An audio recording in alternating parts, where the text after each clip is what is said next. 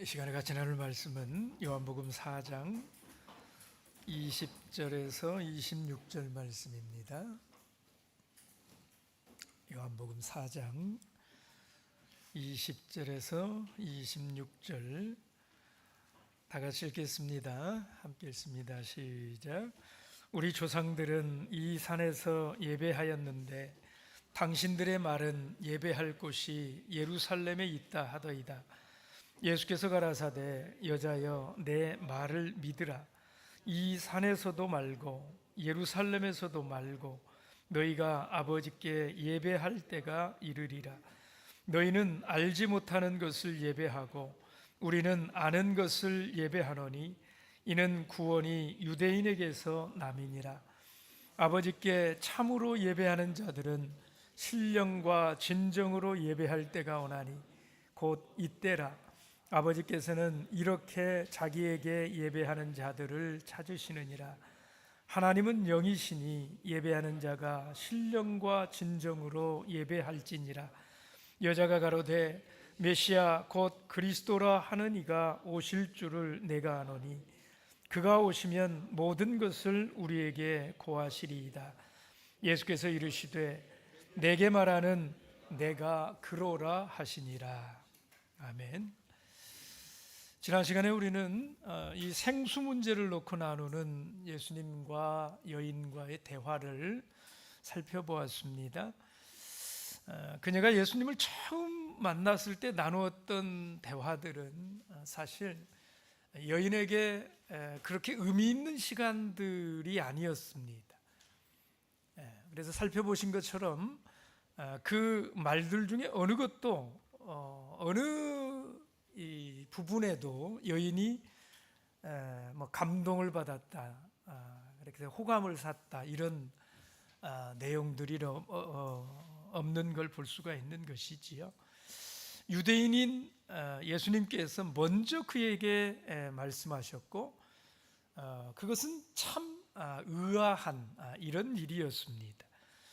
그런데 시간이 이제 흘러가면서 점점 그 대화가 의미가 있어집니다.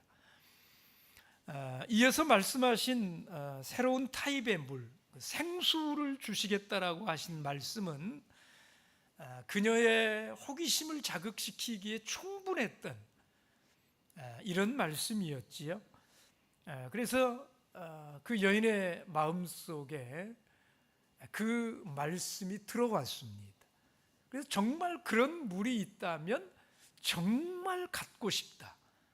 나도 그런 물을 가지고 싶다. 이런 마음이 들게 된 것입니다. 그런데 그런 마음이 들고 이제 예수님께 대해서 좀 마음이 열려지는 그 순간에 우리 예수님께서 갑자기 던진 그 한마디가 여인을 소스라치게 합니다. 내 남편을 데려오라 하는 것이지요. 여러분, 내 남편을 데려오라, 이건 결코 친절한 이런 말이 아닙니다. 우리 주님께서 이제까지 그 여자에게 하신 말들은 다 친절한 이런 말씀들 아니었습니까? 그런데 이 한마디는 마치 갑작스럽게 이 여인의 뺨을 치는 것 같은 그렇게 이 여인의 마음을 후려치는, 여러분, 그 가련한 여인의 가장 아픈 이런 이 차원에 있는 거잖아요. 그 깊이 감춰두고 사는 거잖아요. 그런데 예수님께 대해서 마음을 좀 열려고 하는 그 따뜻한 순간에 느닷없이 그 문제를 꺼내서 말씀을 하셨으니까 이게 이 여인에게 얼마나 당황스러운 이런 일이었을까 하는 것입니다. 내 남편을 불러오라. 근데 그 충격적인 말씀을 하시는데 이 여인의 태도가 참 놀랍습니다. 여러분, 방금 전에 왜 나에게 물을 달라 하느냐, 뭐 이러면서 아주 반항적으로 나올 때에 그 처음 자세 그대로였다고 할 것 같으면 틀림없이 이런 대답이 나왔을 것입니다. 물이나 얻어 먹는 그런 주제에 왜 남의 가정사에 관심을 가지고 왜 남편 이야기를 도대체 왜 꺼내는 건데 이 일에 남편이 왜 관계가 되는 것이냐고 한번 따졌을 거예요. 그렇지 않습니까? 그러나 이 사마리아 여인은 이미 생수 문제에서 절반은 그 마음이 열려지게 된 것입니다. 그래서 진지하고 진실하게 대답을 하는 것이지요. 그녀는 자기 속에 있는 그대로를 답변을 합니다. 네, 나는 남편이 없나이다. 아주 겸손한 자세예요. 부끄럽게 생각하지도 않고요. 자기 현실을 그대로 이렇게 말하는 것이지요. 여러분, 이것은 이 여인을 구원하는 결정적인 계기가 됩니다. 여인은 숨기고 싶은 자신의 과거를 고백하는 그 순간에 예수님께 대한 영적인 눈을 더욱더 크게 이렇게 뜨게 된다라는 거예요. 사람이 그런 거예요. 자기 속에 있는 그걸 다 이렇게 내려놓고 드러내고 마음을 열기 시작하면 여러분 사람이 그 살아가는 모습이 전혀 달라진다라는 거예요. 마음을 열어본 경험이 있는 사람들은 알 것입니다. 나는 남편이 없습니다. 여러분, 이 대화 속에 큰 은혜가 있음을 알아야 됩니다. 여러분, 지금 예수님은 이 여자의 그 진실을 들어야, 그 진실함을 보시고 나서야 생수를 주실 계획이에요. 그 진실함이 예수님 앞에 열리지 않으면, 비록 예수님이 그녀에게 생수를 주러 오셨지만 주님은 그 생수를 주시지 않으실 것이다, 이 말이에요.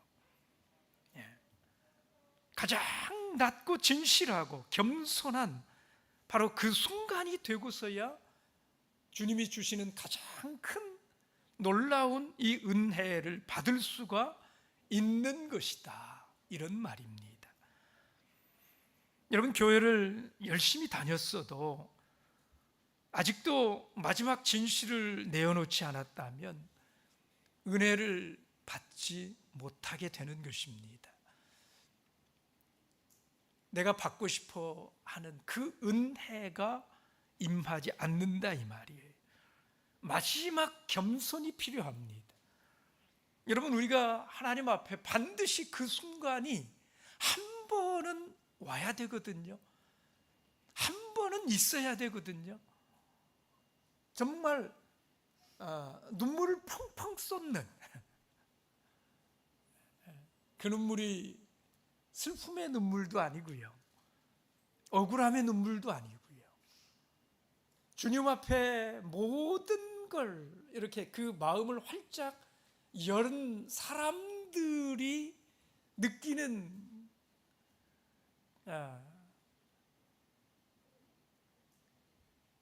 그 알 수 없는 그 순간이, 그 진실한 그 마음이 한 번은 있어야 된다, 이 말이에요.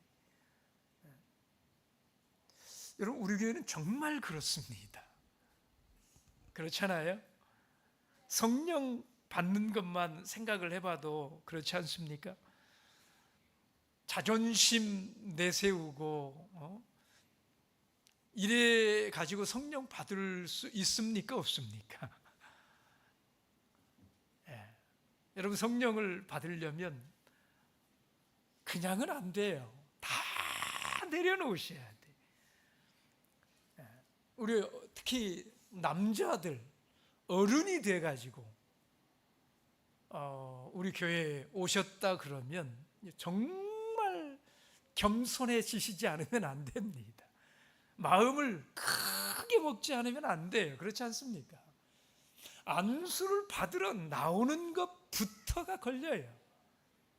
성인 남자가 무릎을 꿇고 이렇게 기도를 한다, 이게 결코 쉽지 않은 일이다 이 말이에요.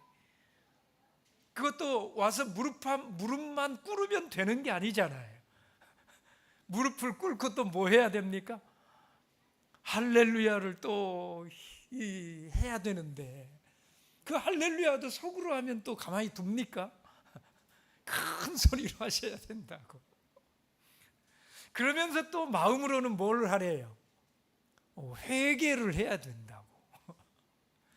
돌아온 삶에, 지나온 삶에 내가 하나님 찾지 못하고 이제야 하나님 앞에 나온, 나를 의지하고 살았던 그런 아버지를 모르고 아버지 떠나서 살던 그런 마음들, 불순종하며 살던 그런 마음들 다 돌이켜야만 한다고. 그러니 이게 얼마나 어려운 길이냐 이 말이. 자존심 생각하고 체면 생각하면 함께하기가 참 어려운 이런 길이 이 참예수교회에서 신앙생활하는 것이 아닐까 생각을 해요. 여러분, 오늘 이 여인처럼 마지막 진실을 내어놓지 못한다면 은혜를 받지 못하는 것입니다. 평생을 위선과 거짓으로 살았다고 그래도요, 한 번은 진실할 수 있어야 돼. 그 순간이 하나님 앞에 내가 모든 걸 내어놓고 모든 마음을 다해서 하나님을 만날 수 있는 그런 계기가 되는 것입니다. 이제 사마리아 여인은 예수님을 단순한 사람이 아니구나, 선지자가 아니실까, 이렇게 생각을 하게 되었다고 그랬어요. 그 마음에 변화가 일어나기를 시작했다라는 겁니다.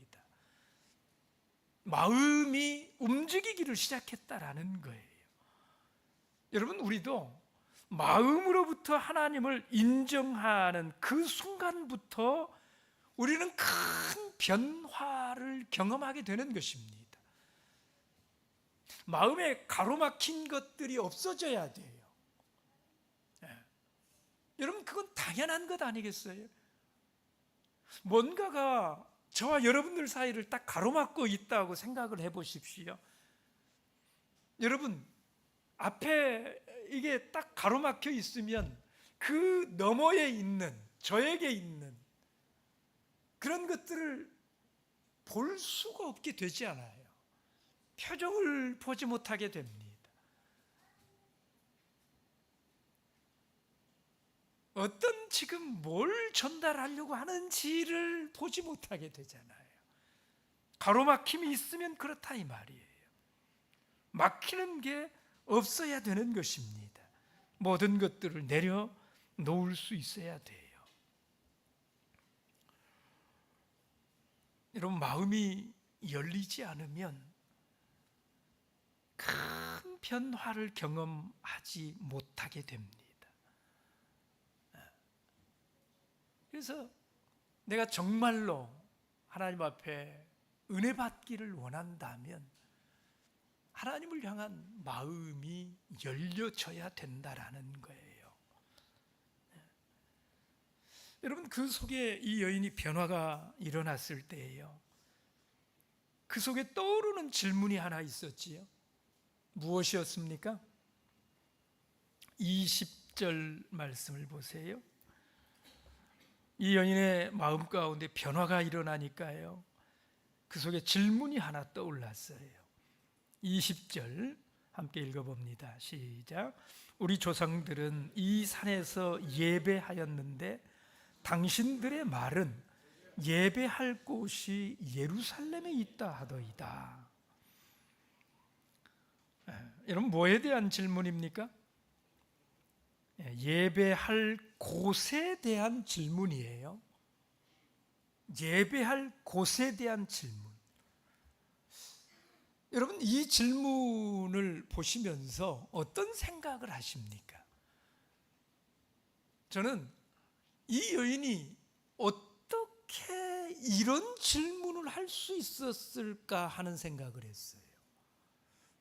예배할 곳에 대한 이 질문. 여러분, 이 여인이 어떻게 이런 질문을 할 수 있었을까요?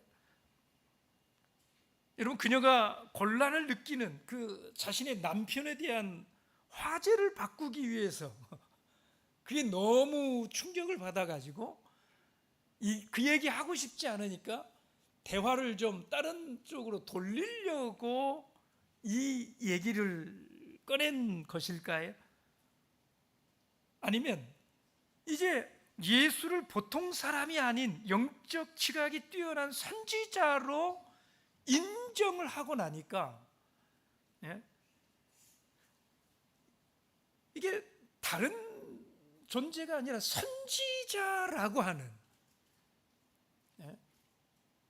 예수 그리스도가 선지자일 수도 있다라는 생각을 하니까 이 여인이 가장 갈급해하던 어떤 질문을 하게 된 것일까?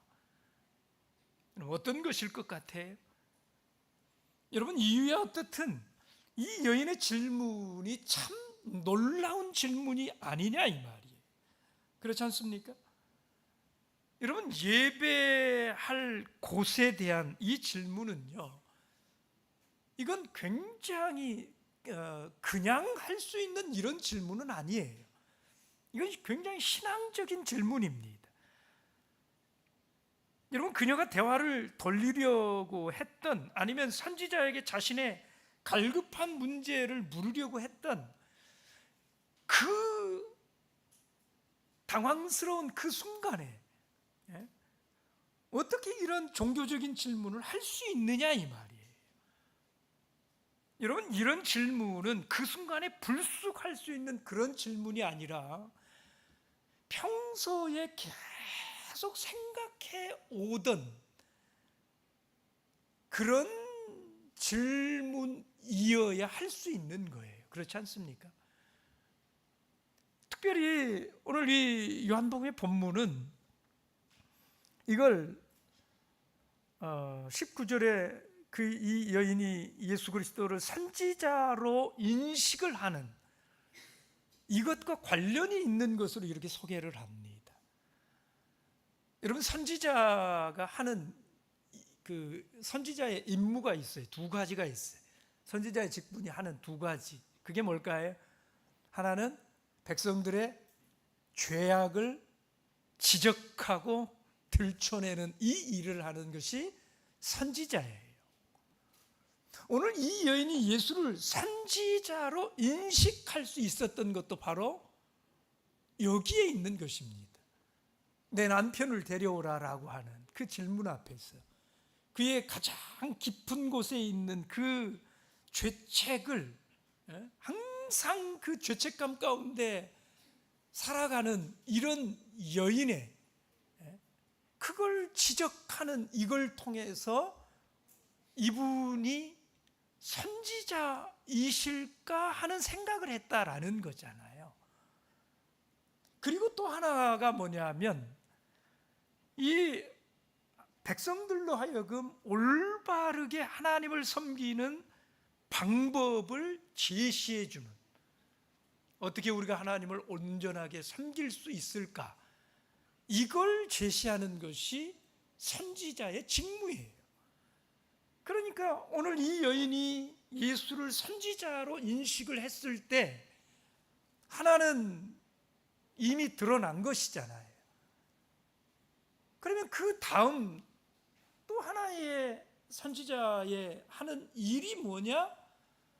백성들로 하여금 하나님을 올바르게 섬기는 방법을 제시하는 사람이다라는 거예요.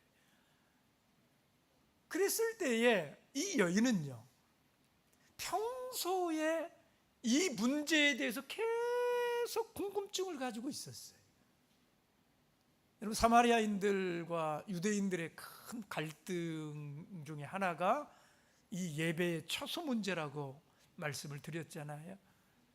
예루살렘의 성전에 올라갈 것을 두려워해서 여로보암이 그 그리심산에다가 이렇게 딱하니 성전을 지어놓고 백성들의 마음이 예루살렘으로 이 남유다로 가버릴까 두려워서 그때로부터 여러분 200년 동안 이 성전 문제로 갈등이 일어난 거예요. 사마리아 사람들은 사마리아 성경이 따로 있어요. 모세오경을 따로 가지고 있어요.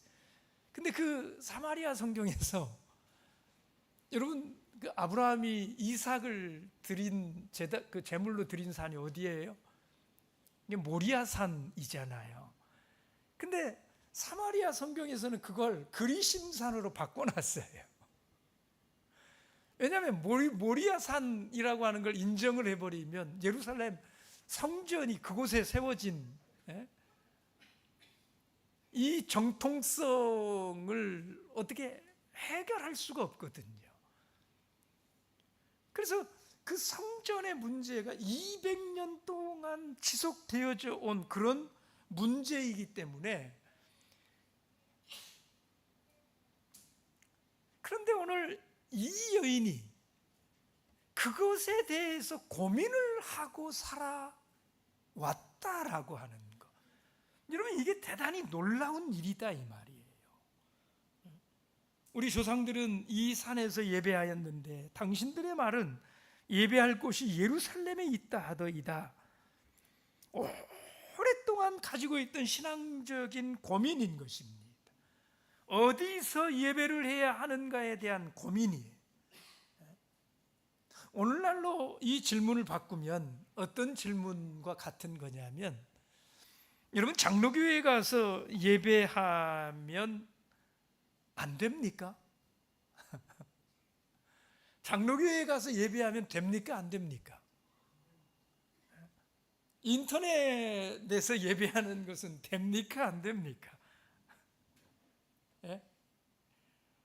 여러분, 우리가 장로교회에 가서 예배하면 됩니까? 안 됩니까? 됩니다. 돼요. 예, 돼요. 근데 그 예배를 하나님이 받아주시나요? 안 받아주시나요? 예? 여러분이 장로교회 가서 예배하겠다고 그러면 말릴 수 있는 사람 아무도 없어요. 못 말려요. 그걸 어떻게 말려요, 우리가? 그죠? 여러분이 장로교회에 가서 예배하겠다고 그러면 예배하는 거예요. 그걸 어떻게 말리겠어요, 우리가? 그렇지 않습니까? 거기 가서 예배할 수 있어요. 어디에 가서도 예배할 수 있어요. 절에 가서도 여러분 예배할 수 있어요. 그런데 그렇게 하는 예배가 하나님께서 그 예배를 받아줄까요? 안 받아줄까요? 안 받아줍니다. 이유가 뭘까요? 이유가 무엇입니까? 오늘 예수님께서 답변을 주실 것입니다. 예수님이 답변해 주실 거예요. 여러분, 이 죄 많은 여인 속에 하나님과는 전혀 관계없는 것들로만 가득 차 있을 것이라고 생각하는 이 여인 속에 이런 고민이 있었습니다. 예배할 곳에 대한 고민이 있었어요. 그것도 오랜 시간 그 고민을 가지고 살아왔어요. 이것이 참 놀랍다라는 거예요.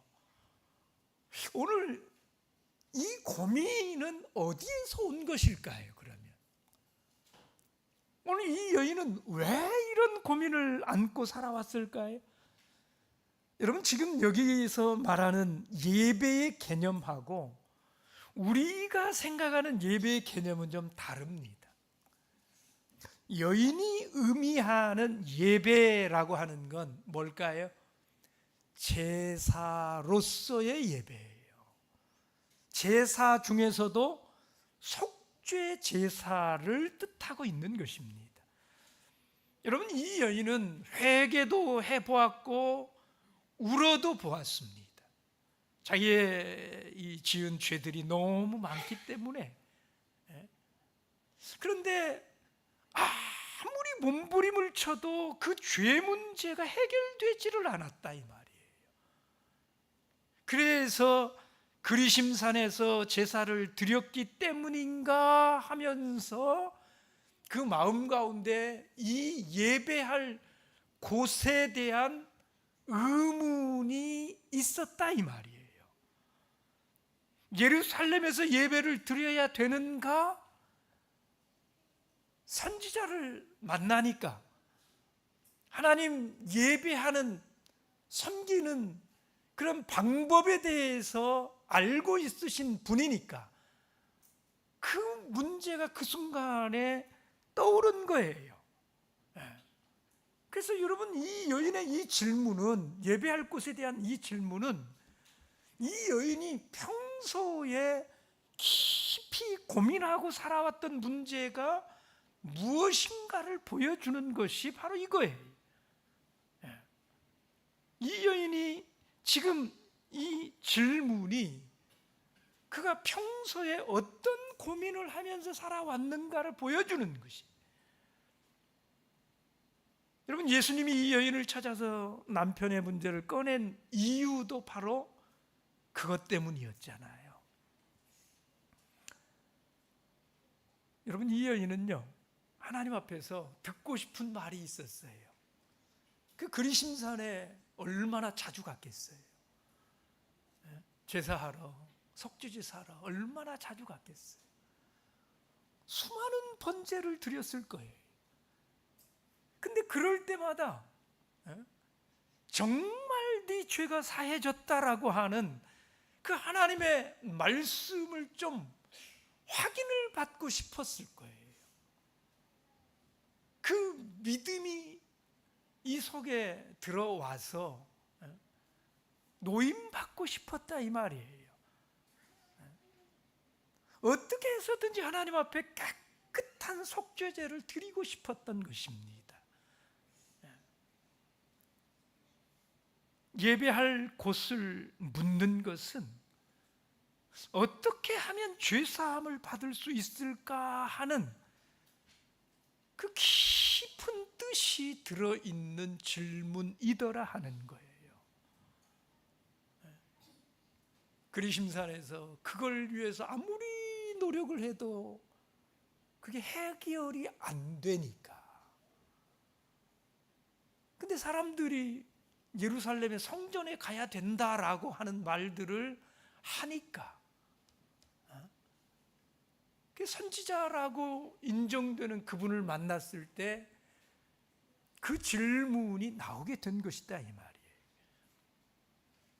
이게 놀랍다라는 겁니다. 여러분, 교회 나오는 목적이 무엇입니까? 물론 건강도 있어야 되고, 사업도 해야 되고, 출세도 해야 되고, 결혼도 해야 되고. 그러나 여러분, 이 사마리아 여인처럼 구해야 될 가장 중요한 우리의 소원은 어찌하면 죄사함을 받을 수 있을까? 어찌하면 하나님 앞에 의로운 자로 살 수 있을까? 어찌해야 하나님 앞에 정당한 자녀가 될 수 있을까 하는 그런 물음이어야 합니다. 그것이 우리의 기도 제목이며 가장 절실한 소원이어야 돼요. 오늘 여인은 예배할 곳에 대해서 질문을 했어요. 우리 예수님의 답변은 무엇이었습니까? 21절에 이렇게 답변합니다. 21절 함께 읽습니다. 시작. 예수께서 가라사대 여자여 내 말을 믿으라. 이 산에서도 말고 예루살렘에서도 말고 너희가 아버지께 예배할 때가 이르리라. 이것도 아니고 예루살렘도 아니다. 새로운 예배 처소를 말씀을 하십니다. 여러분, 이곳은 어디에 있을까요? 예수님이 말해주는 새로운 예배 처소, 그곳은 어디에 있을까요? 말라기에 보면 이런 말씀을 합니다. 말라기 1장 10절 11절의 말씀을 보십시오. 말라기서 1장 10절 11절 함께 읽습니다. 시작. 만군의 여호와가 이르노라. 너희가 내 단 위에 헛되이 불사르지 못하게 하기 위하여 너희 중에 성전 문을 닫을 자가 있었으면 좋겠도다. 내가 너희를 기뻐하지 아니하며 너희 손으로 드리는 것을 받지도 아니하리라. 만군의 여호와가 이르노라. 해 뜨는 곳에서부터 해 지는 곳까지의 이방 민족 중에서 내 이름이 크게 될 것이라. 각 처에서 내 이름을 위하여 분향하며 깨끗한 제물을 드리리니 이는 내 이름이 이방 민족 중에서 크게 될 것임이니라. 내 이름이 크게 될 텐데요. 어디에서 크게 될 거래요? 이방 민족 중에서. 특별히 말라기 1장 11절에서는 이 단어를 썼어요. 내 이름이 크게 될 텐데 어디에서요? 각 처에서. 각 처에서. 여러분, 이 각처가 도대체 어디냐 이 말이에요. 이것을 예수님이 오셔서 실현시키셨잖아요. 우리 디모데전서 2장 8절 보십시오. 디모데전서 2장 8절 함께 읽습니다. 시작. 그러므로 각처에서 남자들이 분노와 다툼이 없이 거룩한 손을 들어 기도하기를 원하노라. 여러분, 이 디모데전서 2장 8절에 이 각처가 어디입니까? 네? 하나님의 몸된 교회예요. 이 시기에 이미 이 교회가 어때요? 이방 민족 중에 각처에 흩어져 있는 시기가 된 것이잖아요. 예수님께서 친히 세우시겠다고 하신 그 당신의 그 교회가 이 세상 민족 가운데 다 퍼져서 세워져 있는 때가 되었다 하는 것입니다. 예루살렘이 아닌 곳에서 하나님의 백성들이 예배합니다. 이 사람들이 누구입니까? 예루살렘이 아닌 곳에서 하나님 앞에 손을 들어 예배하는, 여러분, 이 사람들이 어떤 사람들이에요? 이 사람들이 영적 이스라엘 백성들입니다. 그들이 거하는 성을 뭐라고 부릅니까? 뭐라고 불러요? 예루살렘이라고 불러요. 계시록 3장 12절 말씀을 보십시오. 계시록 3장 12절.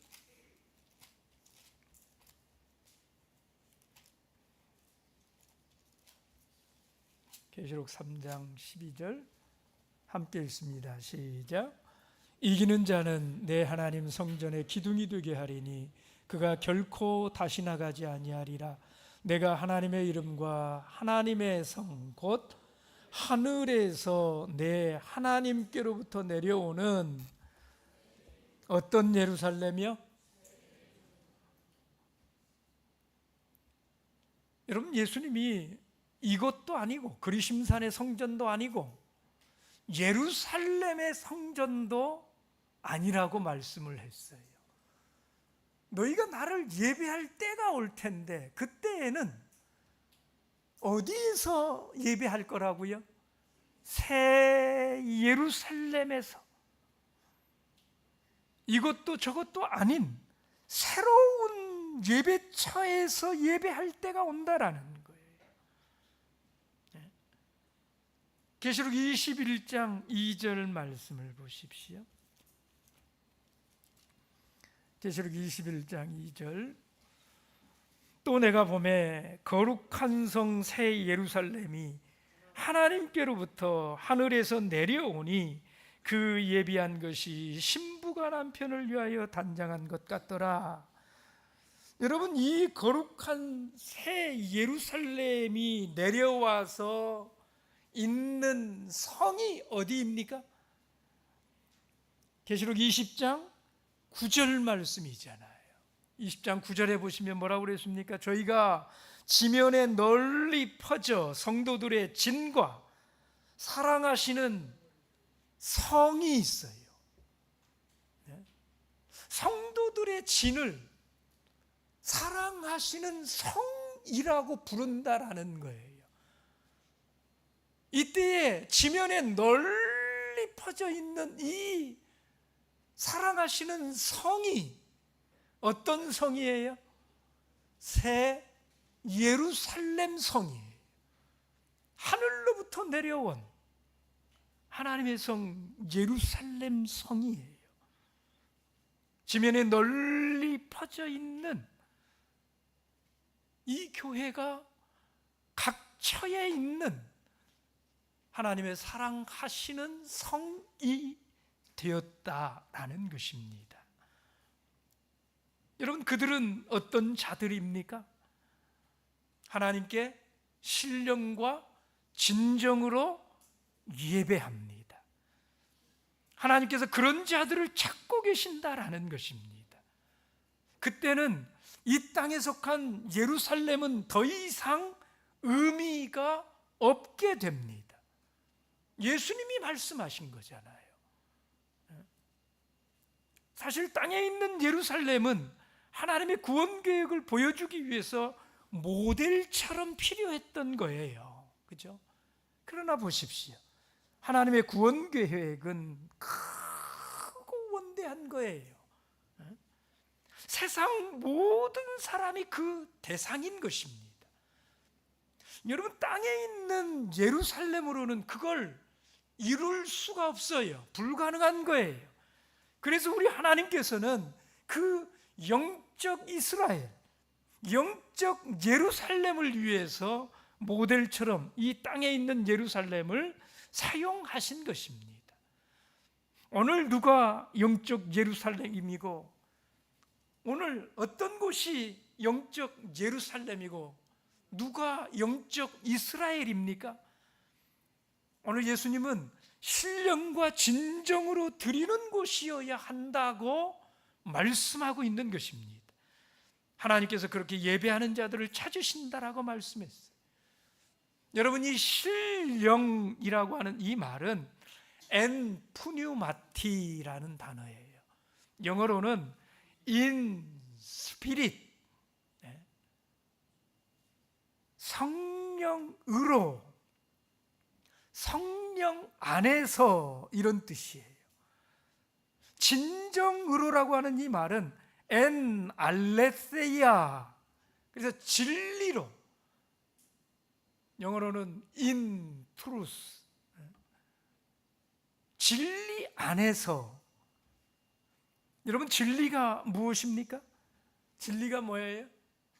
하나님께서 제시하신 참된 방법으로 이게 진리 안에서 아닙니까?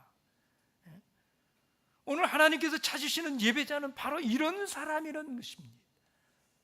하나님께서 제시해 주신, 하나님이 하라고 하시는 대로 그 진리를 가지고 있어야 됩니다. 성령께서 증거하시는 곳에서 예배해야 합니다. 성령의 증거가 없는 곳에서 예배하는 예배를 하나님 받아주시지 않아요. 여러분, 장로교회 가서 드리는 예배 안 받으시는 이유가 무엇입니까? 장로교회 가서 드리는 예배 하나님이 안 받아주시는 이유가 뭐예요? 그곳이 성령과 진리로 예배하는 곳이 아니기 때문입니다. 여러분, 성령 안에서 진리로 거듭난 성도들이 아니고서는 요한복음 3장 3절로 5절의 말씀을 따라서는 물과 영으로 거듭나지 아니하시고서는 참된 예배 드릴 수 없다, 이 말이에요. 하나님께서 받으시는 진실된 예배를 드릴 수가 없는 것입니다. 그러나 2명이 모여 있어도요, 물과 영으로 거듭난 자들이 드리는 그 예배는 하나님이 받아주신다라는 것입니다. 여러분, 하나님께 드리는 예배는 하나님께서 받아주실 때 의미가 있는 것입니다. 하나님께서 받아주시지 않는다면, 그게 하나님께 연락되지 않는다면 그 드리는 예배가 무슨 의미가 있겠느냐, 이 말이에요. 아무리 열심으로 드린다고 해본들 하나님이 받으시지 않겠다는데 그 예배가 무슨 의미가 있겠어요? 여러분, 가인과 아벨의 제사를 기억하시지요? 예배가 연락되지 않는다라고 하는 것은요, 얼마나 비참한 일인지요. 여러분, 가인이 정성껏 예배를 준비합니다. 어쩌면 가인은 그 예배를 준비하면서요, 마음에 감동도 있었을 거예요.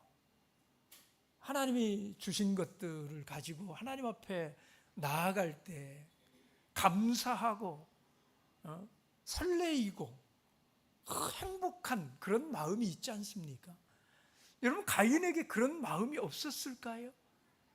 만약에 가인이 그 예배에 대해서 그런 기대가 전혀 없는 사람이었다면, 여러분, 아벨의 예배가 연락되었을 때 가인이 그렇게 화나지 않았을 거예요. 그죠? 가인이 왜 아벨을 때려 죽였을까요? 그만큼 자기 예배가 드려지지, 연락되지 않은 것에 대한 비참함이 있다는 거예요. 그만큼 예배에 대한 소원이 있었다라는 거예요. 그렇지 않습니까? 네. 여러분, 가인이 땅의 소산으로 하나님 앞에 드렸다고 그랬잖아요. 땅의 소산이 의미하는 게 뭡니까? 땅의 소산이라는 게 의미하는 게 뭐예요? 가인이 피땀 흘려 수확한 결실물들이라는 것이잖아요. 여러분, 농부가 땀 흘리지 않고 수확의 이런 기쁨을 볼 수 있는 그런 농부가 없잖아요. 땅의 소산으로 드렸다라고 하는 것은 그 땀의 결실을 가인이 기쁜 마음을 가지고 나와서 드린다라는 걸 의미하는 것이잖아요. 땀의 결실이에요. 그런데 그 열정이 무슨 의미가 있느냐, 이 말이에요. 하나님이 받아주시지 않는데, 자기가 마음의 감동을 받아본들 그게 무슨 의미가 있느냐, 이 말이에요. 네? 여러분, 주님께서 새로운 영적 이스라엘, 영적 예루살렘에 대해서 말씀하셨어요. 그 예배자들을 찾으시겠다는 거예요. 여러분, 이 여인이 그 말씀을 받았을 때에 그 여인의 반응은 무엇이었습니까? 25절입니다. 요한복음 4장 25절 함께 읽습니다. 시작. 여자가 가로되 메시아 곧 그리스도라 하는 이가 오실 줄을 내가 아노니 그가 오시면 모든 것을 우리에게 고하시리이다. 여러분, 이 여인에게 예수님의 말씀이 어려웠던 모양이에요.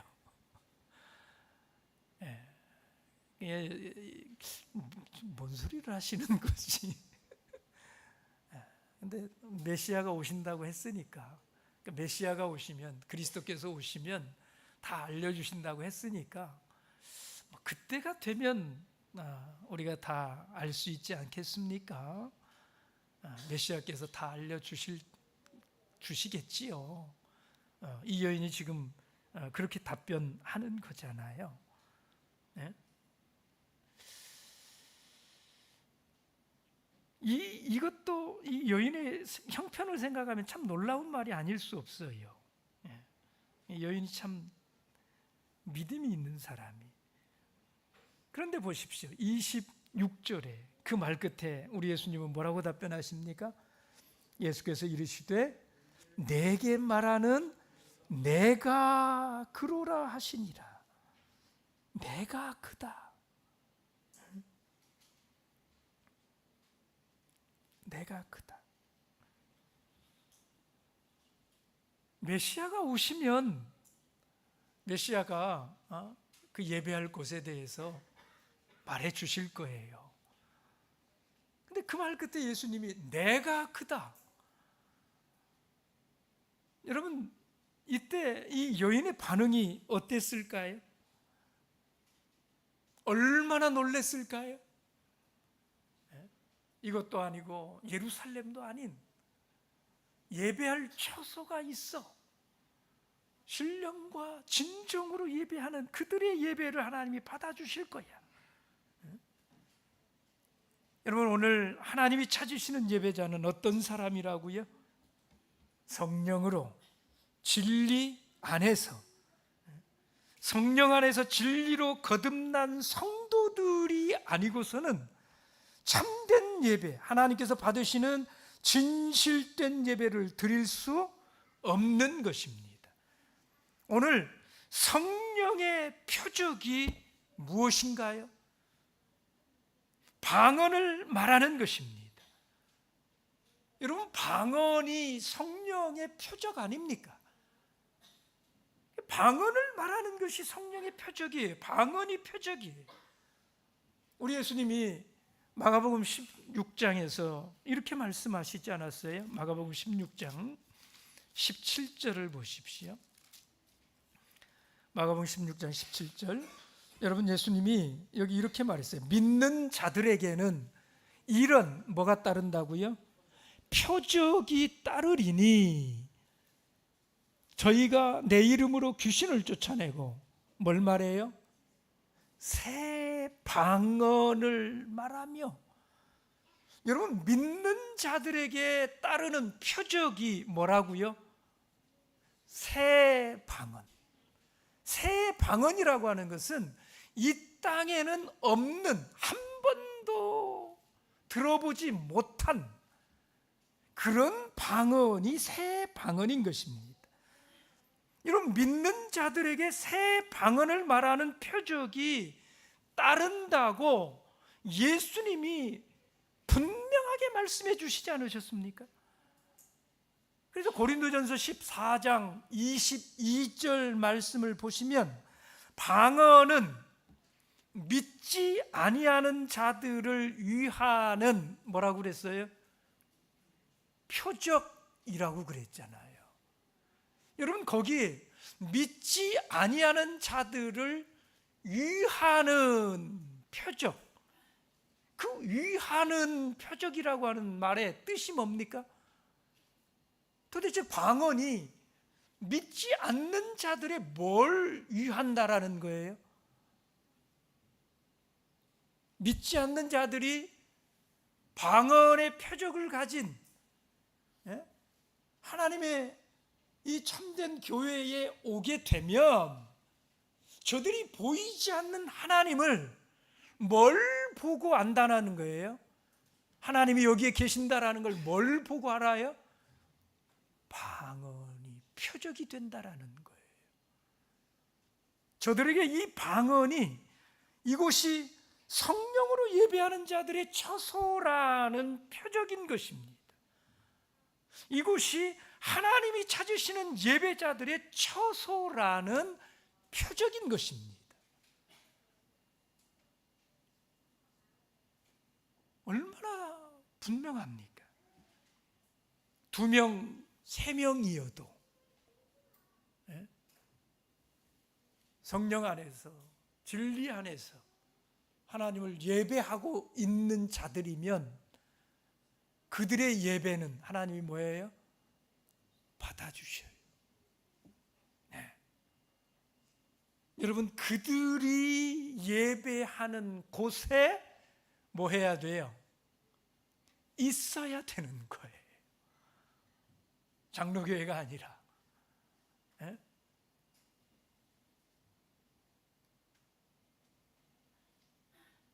성령과 진정으로 예배하는 여러분, 이 처소, 지면의 각지에 흩어져 있는 각처에 이 참예수 교회를 떠나시면 안 돼요. 무슨 일이 있어도 이곳에서 함께 예배하셔야 그 예배를 주님이 그렇게 예배하는 자들을 찾으셔서 그 예배를 받아주신다. 묵도하겠습니다. 할렐루야. 아멘. 찬송 469장 찬송하겠습니다.